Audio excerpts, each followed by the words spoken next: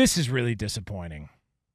What a disappointing conclusion to an NFL story. Like, all the ingredients were there, man. Like, you had everything there. And it felt like, God, gonna get another banger, you know? Like another juicy NFL topic. Kind of reminds me of True Detective Season 2. Man, if you saw Season 1 with Matthew McConaughey, Woody Harrelson, one of the great television shows of all time. One of my favorite television shows of all time. Fantastic. The entire thing. The drama, the acting, everything. Just brilliant. And it was so good they rolled out Season 2. And you had stars in that.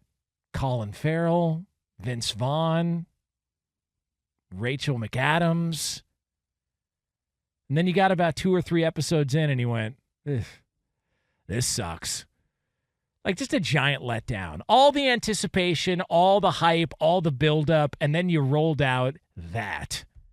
And it's like, man, so, like, what was all the excitement for?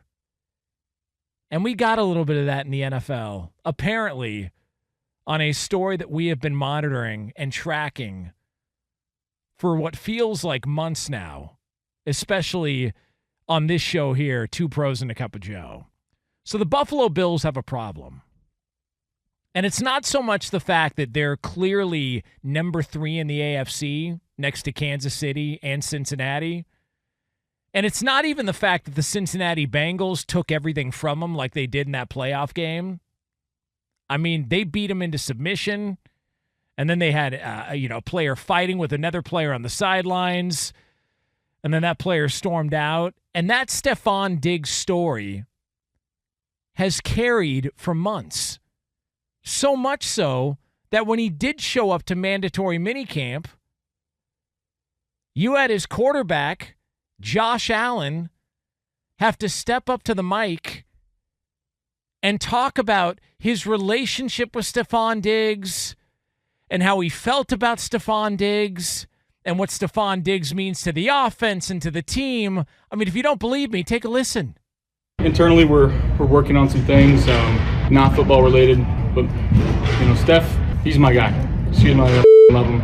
He's a brother of mine. We wish he was in here today and was out there on the field with us, and that's not the case. But I've got his back no matter what. I mean, he's an all the way in dude. And once he's all the way in, he's going to be all the way in, and he's a fiery competitor. And at the end of the day, he wants to win. This team wants to win, and make no mistake, but he's a Buffalo Bill, and we're going to work it out. I mean, that right there sounds like, oh, there's something else going on. There's something going on. I mean, Sean McDermott's got to come up with, he was not here, and I was very concerned.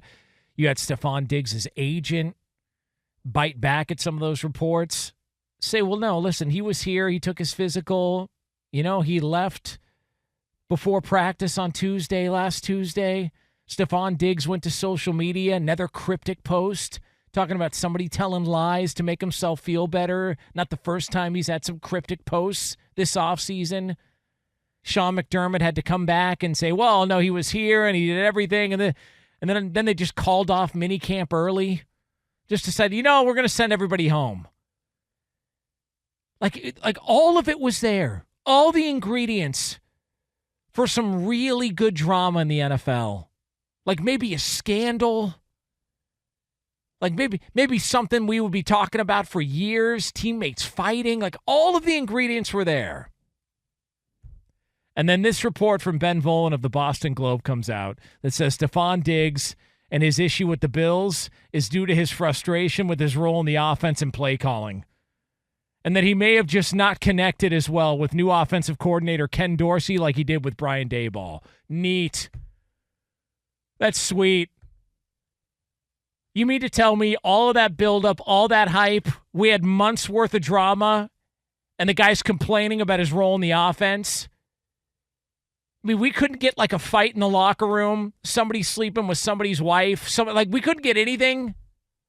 Like no real juicy story? This is what we got? That's what all the buildup was for? I mean, We've been waiting around for how long for the return of True Detective? They roll out that bag of crap, and the Bills give us that. That's what this was about? Months of this? Not even a contract? Not even he went to go cash a check and it bounced? Nothing? Not even one of his teammates is a degenerate gambler and bet on Stefon Diggs under receptions in the playoff game? Nothing? It's his role in the offense?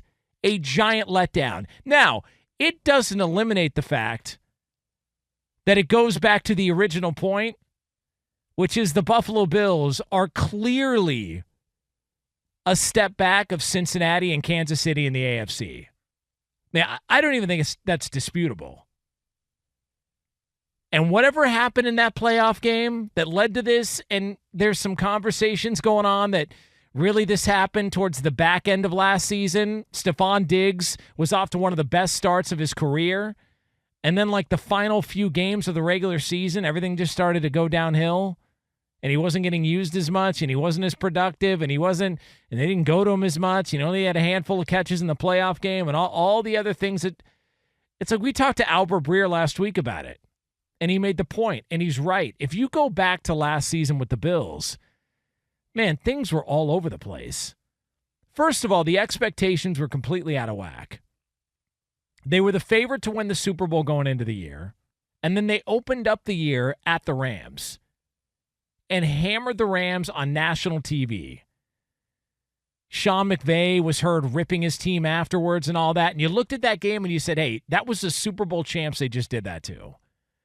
And then you saw what the Rams turned out to be that year, and you realized, not a really good team. Kind of puts into perspective how impressive the win was week one for the Bills and Josh Allen. But that's how you started out the year. And then you had a really tough game against Miami in which Ken Dorsey threw his laptop down and exploded in the press box and all that. But it felt like, hey, tough loss in Miami, dealing with the humidity early in the year, but that's a team you're going to have to deal with. And then they got displaced because all the storms that happened last year, the DeMar Hamlin stuff that took place. Like the Bills had a lot going on. Also, Josh Allen hurt his elbow. Von Miller got injured. There was a lot going on with the Buffalo Bills. And then you get to the playoff game, and Stefon Diggs has a meltdown, and they get completely annihilated by the Cincinnati Bengals. It's like there was a lot happening in Buffalo last year, and we talked about it. Like you could say whatever you want about, the conditions and there was, a player for the Bills that talked about, if we had a dome, it would have been a different game. Well, you don't have a dome. It's like, I don't know what to tell you. That's like me saying, man, if I was 7 feet tall, I'd be playing in the NBA. Okay. And then God stepped in and said, tough balls. You're going to get what you get. Have fun doing radio and being bad at sports when you're younger. That's your life. Have fun with that. Figure it out. It's like there was a lot that was going against the Buffalo Bills, and then you saw the Stefon Diggs meltdown, and it felt like, look, we got ourselves a scandal here. We're going to get some dirt on the organization. There's going to be some stuff coming out. Maybe him and Josh Allen aren't really good friends. Like all of that was there. All the ingredients were there. Everything was represented, and instead, it's some guy unhappy about the offense. What a bummer.